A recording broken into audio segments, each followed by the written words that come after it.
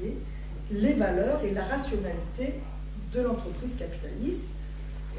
Et donc, on comprend bien pourquoi ça a été tellement préservé par le patronat aussi longtemps et comment ça s'est diffusé au cours de l'industrialisation de nombreux pays dans le monde. À partir du moment où l'organisation taylorienne du travail n'est plus possible, cette inscription de la contrainte et du contrôle dans la définition même des tâches n'est plus possible et n'est plus justifiée par un travail qui est de plus en plus tertiaire, un travail qui est de plus en plus de service. Ce n'est pas pertinent de vouloir a priori tout régenter alors qu'on sait que le salarié va devoir interpréter, s'ajuster, s'adapter, interagir avec autrui. Donc comment faire du point de vue de l'employeur pour asseoir son emprise et sa domination sur le salarié? Comment faire pour qu'il travaille de la façon la plus rentable et non pas selon ses propres, une fois de plus, ses propres valeurs citoyennes, professionnelles, morales, etc. Et ce, dans un capitalisme qui devient de plus en plus un capitalisme financier, donc avec des objectifs de rentabilité à très court terme. Comment obliger les salariés à travailler de la façon voulue si on est obligé de lui lâcher un peu la bride sur le cou, si on ne peut plus le mettre dans le carcan de la logique taylorienne, si il faut lui donner un peu plus d'autonomie et un peu plus de responsabilité, ce qui semble être le cas quand il s'agit de situations de travail plus relationnelles, plus interactives, plus incertaines, plus imprévisibles. Comment on fait pour obliger le salarié à se conformer à ce qu'on souhaite, à la manière dont on souhaite qu'il travaille? Efficacité, rentabilité à court terme, selon des critères qui sont ceux d'un capitalisme devenu de plus en plus financier.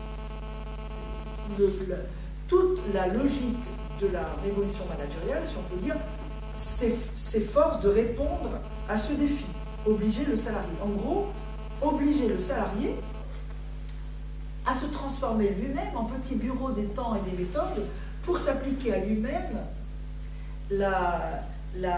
une stratégie en termes d'économie des temps et des coûts.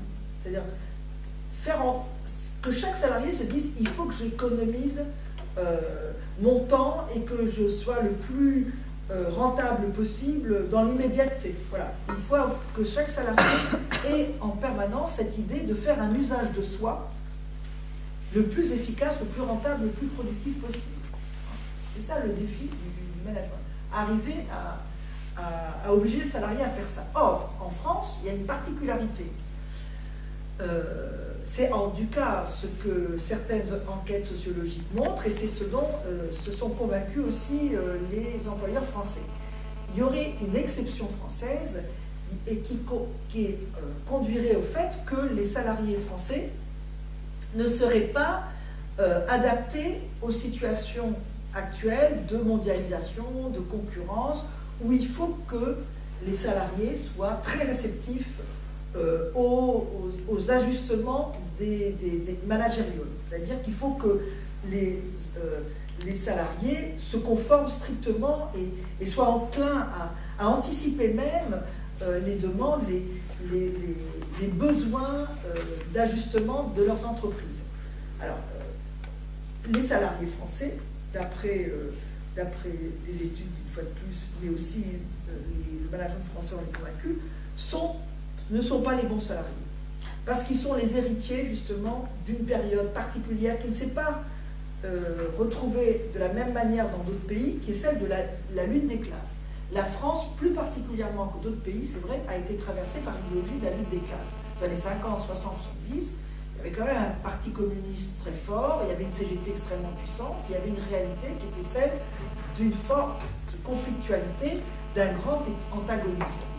Et du coup, le management français se dit que les salariés ont toujours quelque part dans leur esprit cet héritage de la volonté de se battre, de résister, de contester, d'imposer d'autres projets historiques que celui de la classe capitaliste. Bon.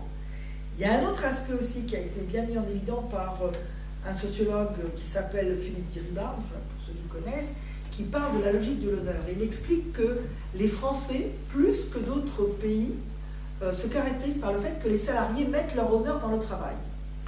Ça ne veut pas dire que les autres pays n'ont pas d'honneur, enfin que dans les autres pays, les gens n'ont pas d'honneur, mais ils mettent leur honneur ailleurs, hein, dans la famille, dans la religion, dans le politique, etc. Les Français auraient tendance à mettre leur honneur dans leur travail. En gros, ça veut dire qu'ils n'auraient pas une relation uniquement contractuelle. C'est pas uniquement je suis dans un contrat de subordination, je fais ce qu'on me dit de faire. Non, c'est je suis un professionnel ou je suis un travailleur, j'ai mon honneur de travailleur, mon honneur de personne de métier ou de professionnel, et donc je sais ce qu'il faut faire. Et on ne me fera pas faire n'importe quoi.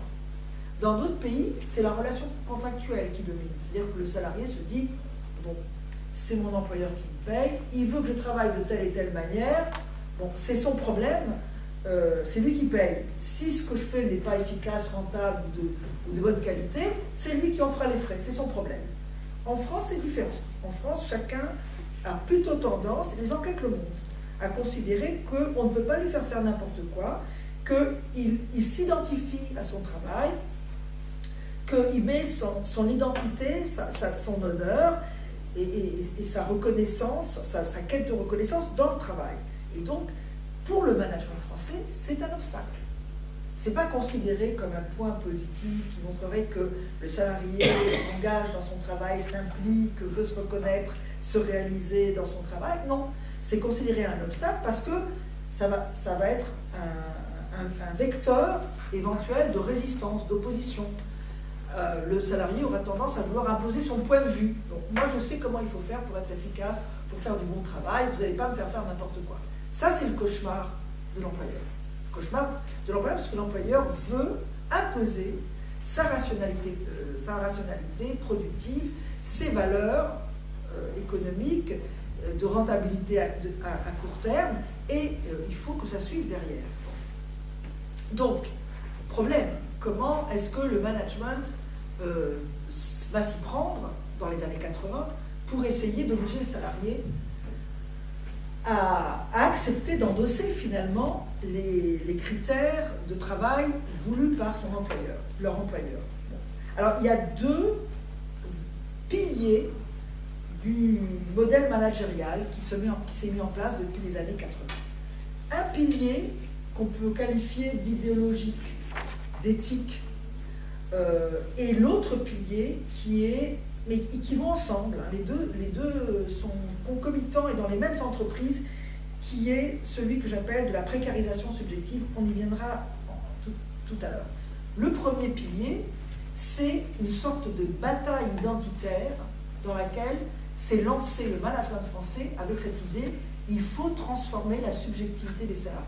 Il faut transformer ce que les salariés ont dans leur tête. Ça reste un peu comme le projet de Taylor. Taylor disait: on ne peut pas travailler si le travail dépend des états d'âme et de l'état d'esprit des salariés. Hein, il disait ça. Maintenant, le problème reste le même. On ne peut pas travailler sans changer. Taylor a dit qu'il allait expurger l'organisation de travail de l'état d'esprit et des états d'âme des salariés. Maintenant, l'enjeu, c'est de transformer cet état d'esprit et ces états d'âme. Donc, il y a toute une bataille identitaire, idéologique, dans laquelle s'est engagé le management français pour transformer les valeurs des salariés français, pour transformer leur subjectivité, sur la base, bien entendu, de l'individualisation dont j'ai parlé tout à l'heure. Et on a vu effectivement se mettre en place, par période, des politiques de mobilisation des salariés qui ont pris différentes allures et différents contenus pour engager cette bataille identitaire. Alors il y a d'abord eu une bataille participative. Dans les années 80, on a vu se mettre en place des cercles de qualité, des groupes ad hoc, des groupes d'échange et de progrès, des grandes mobilisations de salariés autour de la définition de la culture de l'entreprise, de l'identité de l'entreprise, avec cette idée qu'il fallait absolument brasser toutes les cultures de l'entreprise pour n'en faire ressortir qu'une seule et faire tout un travail de conviction, de persuasion des salariés pour diffuser les valeurs de l'entreprise. Donc il fallait que ça dialogue, il fallait que ça échange, il fallait que ça discute, et surtout que les gens entendent les contraintes de l'entreprise, le langage de l'entreprise, les valeurs de l'entreprise, le phénomène participatif a véritablement occupé beaucoup les esprits, a coûté beaucoup d'argent dans les années 80, et il veillait à transformer ainsi les mentalités des salariés et à faire passer une idéologie, à faire passer des messages. Et puis, progressivement, ça s'est affiné et il y a eu une offensive éthique. Dans les années plutôt 90 et 2000 aussi, il y a eu toute la période où les entreprises ont produit des chartes éthiques, des codes déontologiques, des règles de vie pour définir le salarié vertueux, celui qui avait sa place, qui a sa place dans l'entreprise dans le cadre de la bataille économique pour la survie, pour la pérennité des emplois. Donc le salarié vertueux, c'est le salarié qui est disponible, flexible, loyal, tout ça on connaît, mobile. Mais c'est aussi le salarié qui accepte de prendre des risques, qui accepte de se mettre en danger. Il y a tout un discours dans les années 90-2000 sur une chasse au risque aux phobes. Les gens qui n'aiment pas prendre des risques, ce ne sont pas des bons salariés, ce ne sont pas des salariés de confiance. Il faut des salariés qui acceptent de se transformer, de s'adapter à des situations différentes, de voyager si on les envoie à l'autre bout du monde, de déménager, d'être mobile, d'être disponible et joignable à n'importe quel moment. Voilà. Le salarié vertueux, c'est ça. Il y a eu des codes, des codes et des chartes et des règles de vie pour essayer de persuader les gens que si on n'est pas dans cette logique-là, on n'a pas sa place dans l'entreprise parce qu'on n'est pas un salarié vertueux. Et puis, il y a eu, à l'égard des jeunes, une adresse sur un mode plus ludique. Il y a eu cette espèce d'incitation des jeunes. Nous voulons des aventuriers, des gens qui n'ont peur de rien, qui n'ont pas froid aux yeux, qui sont capables de beaucoup de choses. Et cette dimension de l'aventure, de femmes, l'idéologie jeune, etc., a été largement mise en avance. Et puis il y a eu aussi ce qu'on peut appeler, ce que des collègues ont appelé notamment autour de Vincent de Coléjac, le registre narcissique. Carrément, on va s'adresser directement aux salariés dans ce qui concerne leur registre le plus narcissique, sur le mode « nous allons effectivement vous demander beaucoup d'être disponible, flexible, de relever les défis que nous vous donnons, d'être mobile, etc., de prendre des risques, mais vous allez voir, grâce à ça, vous allez découvrir vos potentiels, qui vous êtes vraiment, vous allez approcher votre idéal du moi, il y a eu tout un travail sur venez vous éclater, venez vous découvrir, vous réaliser chez nous. C'était un peu, il y a eu aussi le passage où on faisait sauter les gens à l'élastique, on les sautait en parachute, c'est cette espèce de, vous allez vous découvrir, vous dépasser. Alors on leur disait qu'il fallait viser l'excellence tout le temps, mais il faut aussi se dépasser, aller puiser au fond de soi des ressources qu'on ne soupçonnait même pas pour être à la hauteur de ce que l'entreprise attend, mais aussi à la hauteur de ses propres attentes personnelles en termes de réalisation. Et du coup, on assiste à travers toute cette offensive participative, d'abord idéologico-ludico-éthique ensuite, et narcissique, à un rétrécissement énorme du périmètre d'investissement des salariés dans leur travail. C'est-à-dire que le travail n'est plus un lieu de socialisation, c'est plus une activité à travers laquelle on contribue à la société, à travers laquelle on crée des choses pour la pérennité de la société et où on se reconnaît dans son travail, dans les efforts qu'on produit, parce que c'est aussi une manière de se situer dans l'interdépendance fondamentale qui crée la société. On dépend les uns des autres pour se soigner, pour s'instruire, pour se déplacer, pour se nourrir, etc. Et donc, travailler, c'est contribuer à tout ça. Et il y a véritablement l'idée, il y a eu ce sentiment longtemps que travailler, c'était une sorte de cordon ombilical qui vous reliait à la société fondamentalement. Eh bien, pas du tout. Avec toutes ces évolutions managériales, au plan idéologique, on voit bien qu'il y a un rabougrissement, il y a un rétrécissement du périmètre d'investissement. On ne travaille plus pour les autres, on ne travaille plus pour la société, on travaille pour son entreprise et pour soi-même. Pour se découvrir, se faire plaisir, se mesurer à soi-même. On se mesure plus aux autres, on n'échange plus, on n'aide plus les autres. C'est pas ça le problème maintenant. C'est chacun est dans un corps à corps avec son travail et il va se découvrir, il va progresser, etc. Et ça va très loin cette histoire-là, parce que ça va jusqu'à ce qu'on appelle maintenant les RH de bienveillance, les ressources humaines de bienveillance. Je ne sais pas si vous avez rencontrez ça chez vous, mais il y a cette idée de on demande beaucoup. Donc, on a besoin que les salariés aient l'esprit libre quand ils viennent au travail. Parce qu'il faut qu'ils soient un peu comme des athlètes en compétition, au meilleur de leur forme, pour s'adonner à leur travail, pour qu'ils soient le plus rentable, le plus efficace possible. Donc, il faut qu'ils aient l'esprit libre et qu'ils ne soient pas encombrés par des problèmes de leur vie privée, par des problèmes domestiques. Alors, il y a les conciergeries qui s'occupent, on peut leur faire nettoyage, si par exemple quelqu'un reste longtemps au bureau, il peut faire envoyer des fleurs à son conjoint ou conjointe pour se faire pardonner, ben, c'est la conciergerie qui va s'en occuper, prendre des places au théâtre, bon voilà. Et puis si on va pas bien, il y a SOS psy, et on peut se faire masser, il y a toute une prise en charge des dimensions les plus intimes, les plus privées de la vie des gens, avec cette idée de, et oui, il faut, nous les RH, qu'on s'occupe de cet aspect-là, parce que sinon, les gens ne seront pas à 100% dans leur travail, ils n'auront pas la tête suffisamment libre pour s'engager et être aussi rentable et efficace qu'on le souhaite. Donc ça va jusqu'à une intrusion, une colonisation véritable de la vie privée. On s'occupe de tout. On s'occupe de tout, nous, l'entreprise. Vous n'avez qu'à travailler et à vous impliquer à fond dans votre travail. Voilà. Ça, c'est je dirais, tout l'aspect idéologico, éthico, ludico, etc. Mais en attendant que se gagne véritablement cette bataille identitaire, que les salariés fassent cette révolution spirituelle, culturelle dans leur tête et renoncent à l'idée de vouloir promouvoir leurs propres valeurs professionnelles, morales, citoyennes dans leur travail, bon, il faut quand même s'assurer d'une emprise à minima sur les salariés. Il faut être plus pragmatique, plus réaliste. Et là, on est dans le deuxième pilier. Deuxième pilier, c'est précariser les salariés de manière à ce qu'ils soient, même s'ils ne sont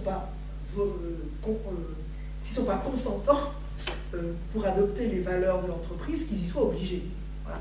Donc, on va précariser les salariés, d'abord objectivement.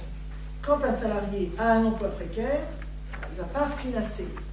Il ne va pas vouloir imposer son point de vue sur le travail.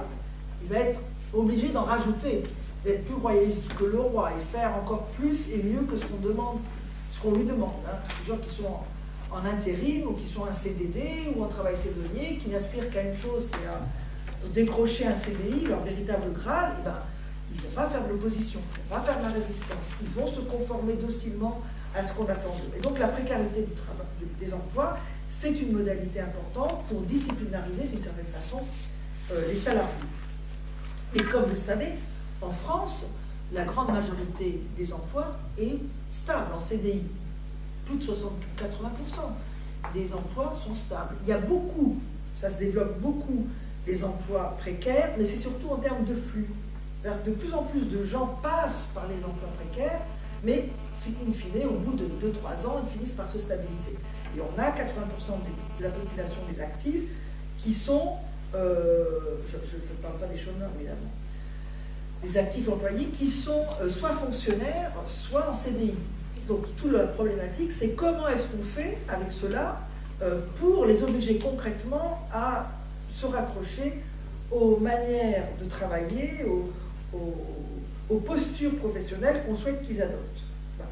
Et c'est là qu'intervient ce que moi j'appelle la précarisation subjective, c'est-à-dire d'essayer de mettre en permanence les salariés en situation de relative difficulté, en situation de relative fragilité. C'est-à-dire qu'il y a cette idée fondamentale que si les salariés sont trop à l'aise dans leur travail, s'ils le maîtrisent, s'ils le contrôlent, s'ils ont suffisamment de capacité pour dominer leur travail, eh bien, ils vont vouloir n'en faire qu'à leur tête, et à ce moment-là, ils auront des arguments pour imposer leur point de vue, pour imposer leurs valeurs, et pour faire de la résistance, etc.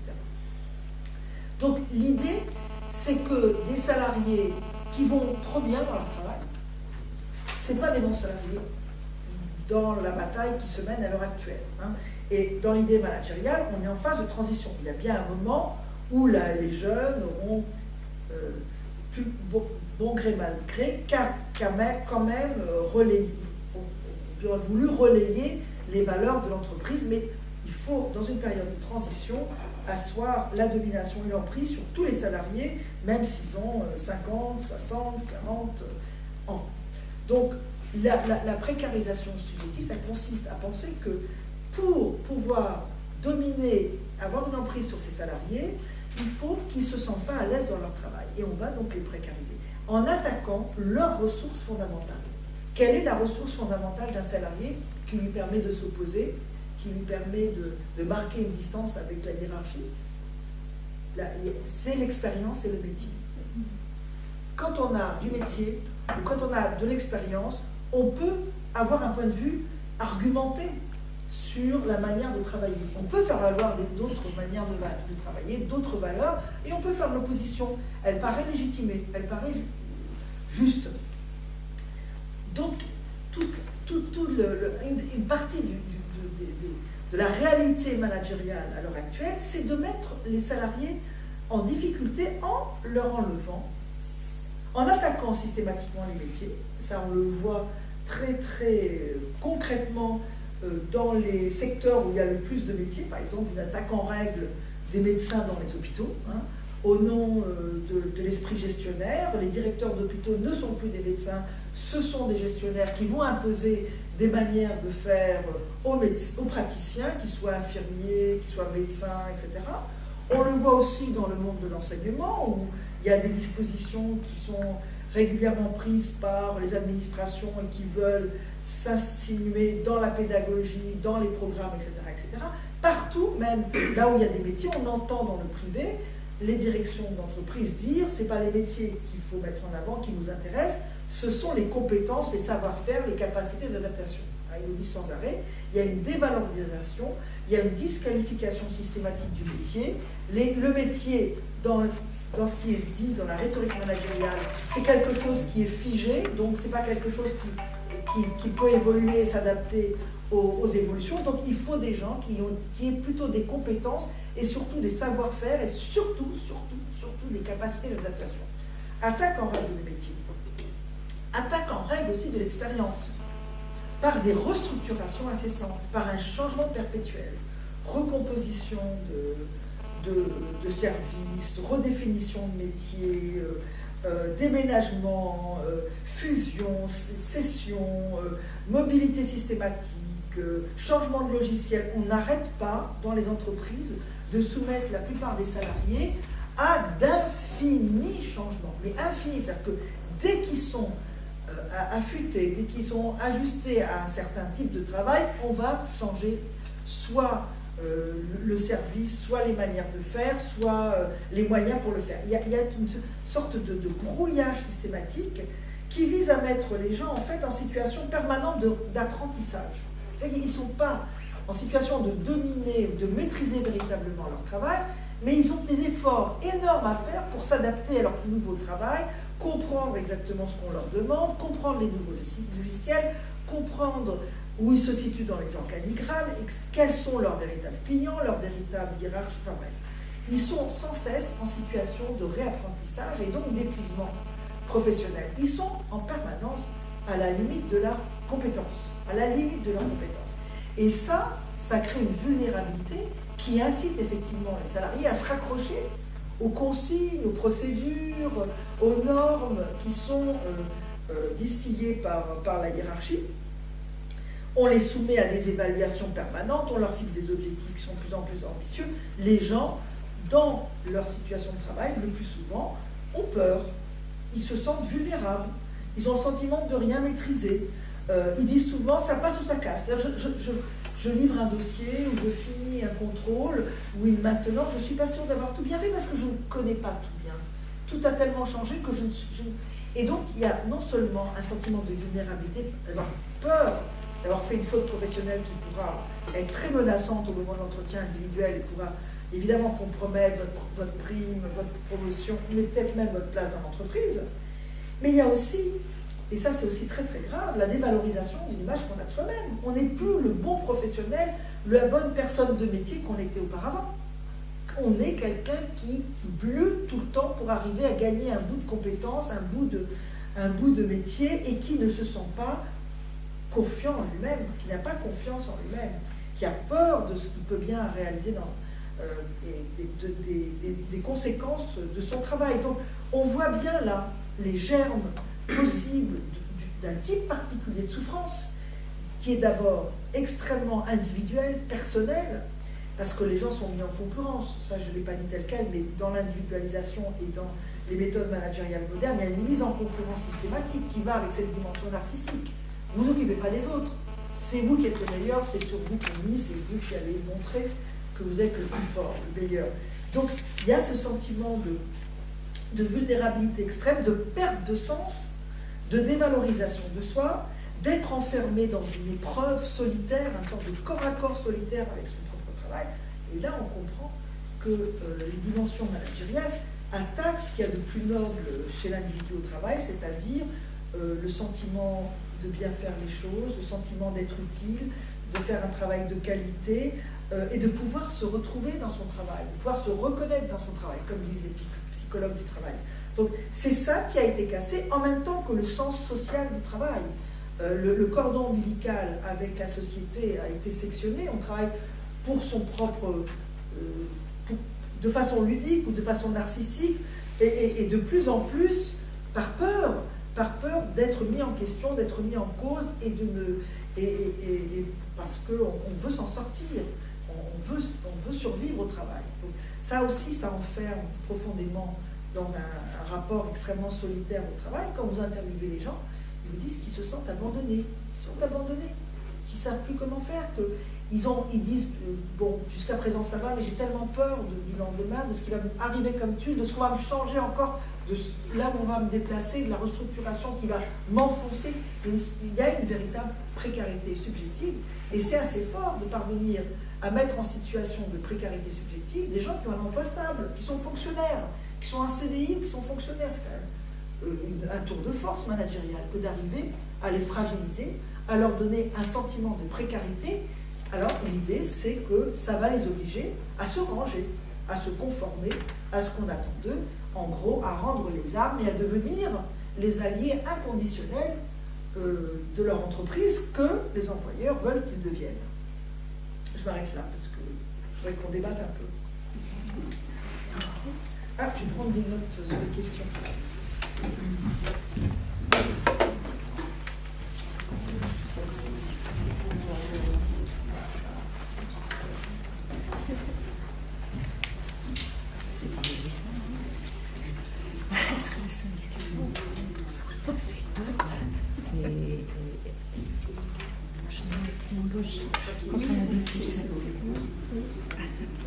Des questions, j'en ai plein, je vais faire court. Je vous les livre en vrac, d'accord? C'est pour pas monopoliser la parole. Ah, si vous voulez. Ouais. Merci. On parle près ou non? Oui. Comme ça? Ouais, très bien, très bien. Alors, un tas de réflexions en vrac, parce que je ne veux pas monopoliser la parole. Mais il m'en est venu plein des questions, en fait. D'abord, je me suis demandé... Vous êtes... je vais vous situer un peu... Je vais me situer. Je vais me situer, ça explique en partie les questions. La première question que je me posais, c'est si il y a parmi les pays européens riches, autour de nous, l'Angleterre, l'Allemagne, etc., s'il y avait, à votre avis, des grandes différences par rapport à ce que vous venez d'expliquer là. La deuxième chose, moi je suis trop jeune pour avoir connu mai 68, par contre je garde un souvenir très cuisant de décembre 1995, qui a été également un grand mouvement social, même si on dirait que ça a été oublié par les médias. Est-ce que vous avez une réflexion par rapport à ça? La troisième chose qui me paraît la plus importante, c'est que moi je ne conçois plus de parler de travail sans parler de chômage. Je suis en CDI, je m'estime privilégiée. Malgré cela, j'ai déjà vécu un licenciement économique et je n'exclus pas d'en vivre un deuxième. On parle de crise tous les jours, voilà. Est-ce que, à côté de la précarité subjective dont vous parlez, il n'y a pas une précarité objective qui est absolument grandissante? Voilà, c'est tout pour... Vous avez parfaitement raison. Hein. Non, vous avez parfaitement raison. La question du chômage est extrêmement déterminante, complètement déterminante, et on en parle beaucoup. On en parle énormément. Hein. Quand on dit quel est le problème premier en France, c'est celui du chômage. Tout le monde est bien d'accord, on a atteint les taux de chômage qui sont absolument effarants, Et du coup, ça crée une pression énorme sur ceux qui travaillent, et c'est une précarité épouvantable. Moi, j'ai fait une enquête avec 2 collègues sur la fermeture d'une usine. On a fait un bouquin qui s'appelle « Perte d'emploi, perte de soi », pour vous dire qu'on n'a pas... La question du chômage, elle est tout à fait centrale, et pour moi aussi, je considère qu'effectivement, c'est un aspect majeur de la réalité du monde du travail à l'heure actuelle. Mais moi, je voulais parler du travail. Donc, je voulais montrer... Non, c'est parce que on parle beaucoup du chômage. Le chômage, moi, je pourrais faire 2 heures sur le chômage aussi, hein, parce que franchement, Mais ce qui m'intéresse en ce moment, et c'est pourquoi d'ailleurs je suis venue, c'est pour parler du travail. Parce que moi, ce qui me frappe beaucoup, c'est que la plupart des partis politiques, qu'ils soient de gauche comme de droite, ou même des syndicats, ne parlent pas vraiment du travail. Ils parlent de l'emploi, ils parlent du chômage, et pas du travail. Or, ce qui se passe au plan du travail, c'est une dégradation épouvantable qui a des conséquences sur la société dans sa totalité. C'est-à-dire la façon dont le travail perd de sa valeur socialisatrice, le fait que le travail soit un lieu de mise en concurrence systématique des gens les uns avec les autres, un lieu de défiance systématique, alors que c'est l'expérience socialisatrice par excellence. C'est grave, c'est ça. Je veux dire que, et ça on ne l'en parle pas, on ne le voit pas, parce qu'on est tellement, à juste titre, préoccupé par la question du chômage, qu'on perd de vue qu'il y a à l'œuvre des dérives fondamentales qui s'instaurent dans le monde du travail et qui font que le travail n'est plus cette expérience socialisatrice et citoyenne, ou les moins, qu'elle ne l'était auparavant. Et c'est très grave. Donc moi, je m'intéresse beaucoup. Mais les employeurs utilisent, entre guillemets, bien sûr, ce chômage. Bien sûr.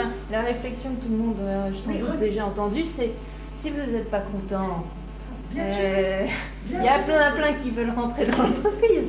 Bien sûr, c'est pour ça que je dis, je parle de la précarité subjective des fonctionnaires. Les fonctionnaires qui sont à l'abri de licenciement, ils sont dans un état de souffrance et de l'ampleur que j'ai décrit tout à l'heure. Et ça, je trouve que c'est un aspect extrêmement important et qu'il faut l'avoir en permanence à l'esprit, parce que le problème, c'est qu'on a tendance à opposer les catégories les unes aux autres. Moi, j'entends dire, qu'est-ce que vous cassez les pieds avec les travailleurs? Ils ont de la chance.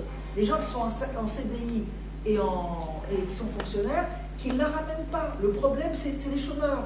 Mais c'est ce qu'on entend. Et je comprends que les chômeurs disent ça. Qui disent, j'en ai marre d'entendre les fonctionnaires se plaindre, j'en ai marre d'entendre les gens qui sont en CDI se plaindre, c'est inadmissible. Moi, j'ai pas de boulot.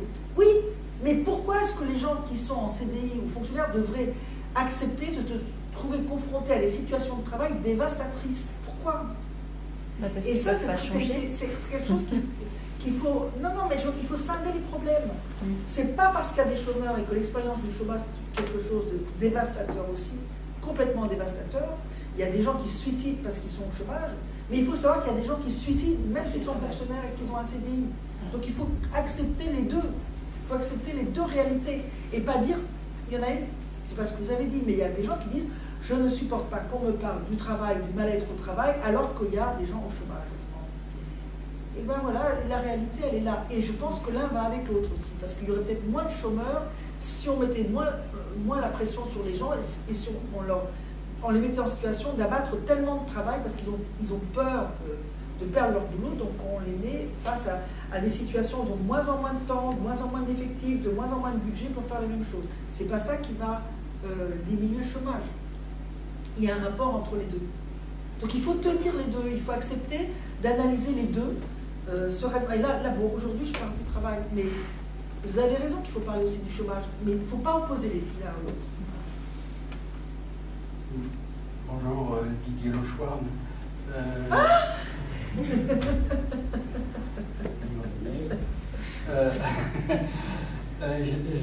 Je voulais intervenir sur un point.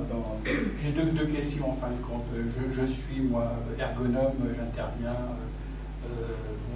souvent dans les entreprises en tant que, disons entre guillemets, ce qu'on appelle des experts, dans le cadre des actions CHSCT, sur les questions de réorganisation du travail, d'introduction de nouveaux systèmes de travail, d'autonomie, d'automatisation, ou sur des questions dites de risques psychosociaux, entre guillemets, avec tout ce que ça de questionnant, ce terme de risque psychosociaux.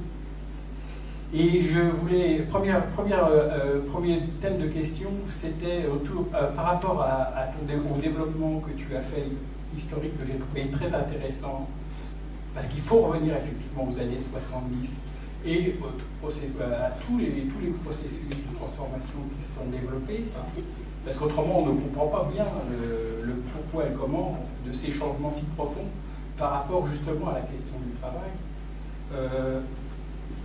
Un des thèmes que tu n'as pas abordé, et j'aimerais bien que tu précises ton point de vue là-dessus, c'est une question qui est importante quand même, c'est la question des processus de déstructuration de l'identité collective des salariés à travers notamment la grande question du travail et des organisations syndicales, et à travers des relations entre les organisations syndicales sur les thèmes des conflits et sur les thèmes des négociations et de la déréglementation généralisée auxquelles un certain nombre de négociations, il faut dire, ont été portées. Et là, on est bien obligé de constater aussi qu'il y a certaines organisations syndicales qui ont joué un rôle catastrophique dans ces processus-là. Je citerai que la CFDT, parce qu'il me semble que c'est pas la seule. Mais bon, EFO a joué aussi à certaines époques un rôle très important dans ce domaine.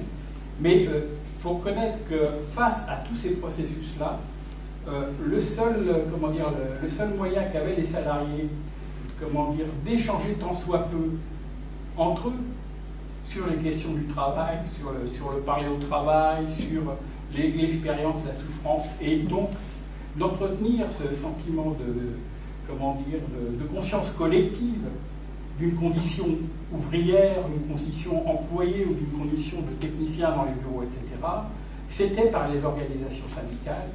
Et c'est peut-être une des évolutions les plus tragiques par rapport à ces questions-là. Donc j'aimerais bien avoir ton point de vue là-dessus. Et deuxième aspect, c'est sur l'aspect, oui, effectivement, des problématiques, la question de l'analyse du travail et la question de la culture. Et quand on parle de travail, tout le monde travaille. Mais ce qui est caractéristique quand même de l'évolution, en gros, des sciences et des techniques et des formations, c'est que cette question du travail, elle est complètement mise au tapis, alors que c'est une culture fondamentale pour la construction d'organisations, pour la construction et le fonctionnement des groupes de travail, autour de la question du développement, de la reconnaissance et du développement des compétences, sur les questions de métier, etc.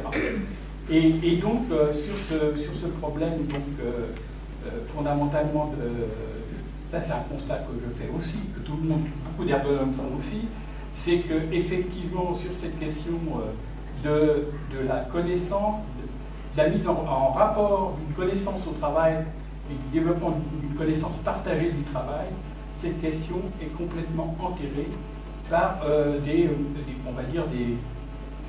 pratiques de manipulation de discours sur le travail, on va dire, pour résumer globalement tout ce qui s'est fait, qui avait des fondements positifs à partir des groupes d'expression, etc. Dans un premier temps, ça répondait effectivement à des besoins, et c'était aussi des revendications qui étaient très majoritairement portées, mais qui se sont effondrées en raison même de l'absence de prise au sérieux de la parole des travailleurs. C'est même pas une question, tu le décris merveilleusement. Effectivement, c'est ce qui s'est passé. Pour le deuxième point, c'est que on a, en attaquant la parole collective, la culture collective, les valeurs partagées, comme ça s'est fait avec l'individualisation des primes, des salaires, des objectifs, des performances, la mise en concurrence, etc., on a exproprié les salariés d'un accès à une compétence collective, à une intelligence collective, qui s'est toujours révélée primordiale sur le lieu de travail. C'est-à-dire que sans compétence et intelligence collective, ça ne marche pas.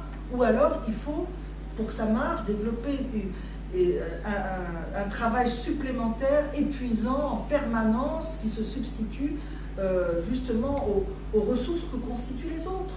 Parce que avec la flexibilité, la mobilité, les restructurations, etc., la mise en concurrence, donc le fait que chacun se défie des autres, ne partage plus rien, on a emmuré les gens dans leur travail et on les a privés de l'expérience collective, l'intelligence, la capacité de faire face au travail. Et ça je suis complètement d'accord avec ce que tu dis. Il y a eu une attaque en règle des collectifs de salariés, au sens où groupe de salariés dans le travail, parce que il a été jugé que il valait mieux renoncer à l'intelligence collective, qui est très important, pour asseoir un rapport de force favorable. Voilà. C'est-à-dire que, tant pis, le management a conscience qu'il y a du gâchis. Je pense qu'il y a une conscience qu'il y a du gâchis avec tout ça. Mais je crois qu'ils se disent que c'est un moment nécessaire, une phase nécessaire pour transformer les salariés, et après on pourra les mettre en situation de coopérer, de retrouver des collectifs où ils puissent partager des ressources cognitives, de l'expérience, etc. Moi, j'étais dans des think tanks soi-disant de gauche, où j'entendais des gens qui disent, mais quand même, il y a un vrai problème, c'est que quand à la SNCF, le cheminot pense qu'il sait tout mieux que sa hiérarchie, le postier croit qu'il sait mieux que l'idée qu'il faut d'abord casser la communauté des cheminots, la communauté des postiers, avant de pouvoir reconstruire des formes de coopération et des formes de mise en commun de dimensions cognitives, d'expérience et de valeurs professionnelles. Et je crois qu'il y a cette idée, on est obligé, on ne fait pas d'omelette sans casser les œufs, on casse les œufs en ce moment. L'omelette, ce sera pour plus tard. Mais je crois qu'il y a vraiment cette idée-là, on casse les œufs. Ils en ont conscience.